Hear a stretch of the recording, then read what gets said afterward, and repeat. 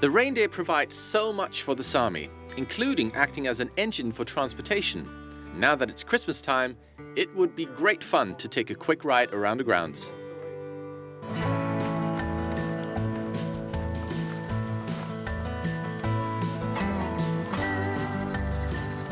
It's amazing how strong he is and how beautiful this is.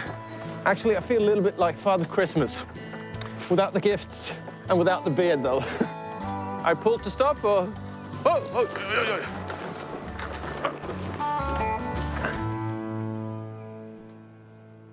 Today I am cooking reindeer, and I've chosen a part of the reindeer which is quite cheap and very easy to get. This you can find in most stores around all of the Nordic countries, really.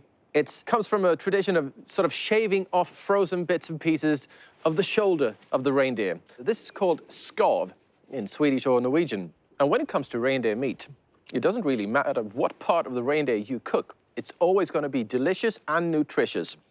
And what I'm going to do with this is I'm going to make sort of a light stew out of it. I'll be using a few junipers to flavor it with, not too much, because you don't need a lot of it. Some mushrooms, some onions, and this. I'll be flavoring it with some brown goat's milks, goat's butter thing, cheesy thing. But what I can tell you about it is that it's got a bit of sweetness to it as well, and it will add a caramelized flavor to your dishes. I'm just going to leave that here until it sort of defrosts. Turn it over. You can see how easily it falls apart now. A few grains of salt.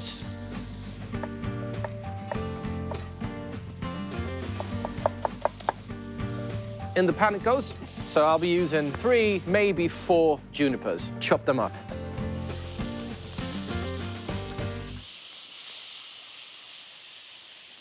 Now that is delicious. Now it's time to add some of that beautiful brown goat's cheese. So 1 tablespoon of that. I'll leave that to melt in here. And then I'll be adding some cream as well. Maybe 2 deciliters of nice heavy cream in there. You cook it until the cream thickens, and you're left with nice sauce in there that just complements that meat and the mushrooms and everything so well. This is really rich and creamy, it's got plenty of flavor.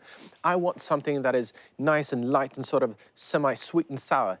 What I am going to do is take some beautiful cloudberries here. These have been frozen. Now for this, I'm going to add just a few drops of some nice apple cider vinegar. So that's 2 tablespoons. And of course you need to add something sweet as well to compensate for the acidity there. So 2 tablespoons of sugar. You can use honey too if you want to. That is 2 right there. Cloudberries are done. The meat is done. I think it's time to just enjoy it.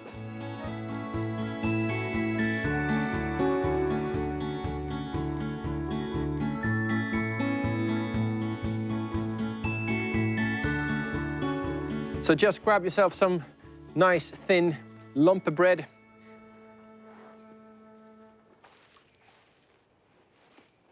And if you don't want to eat the bread, then you can always use a leaf of a romaine salad or something like that.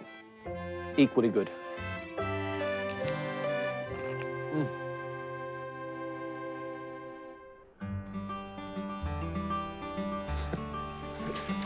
Well, I have to say, I am impressed and surprised how a little town could have made such a huge contribution to the past, the present, while diving headlong into the future at the same time.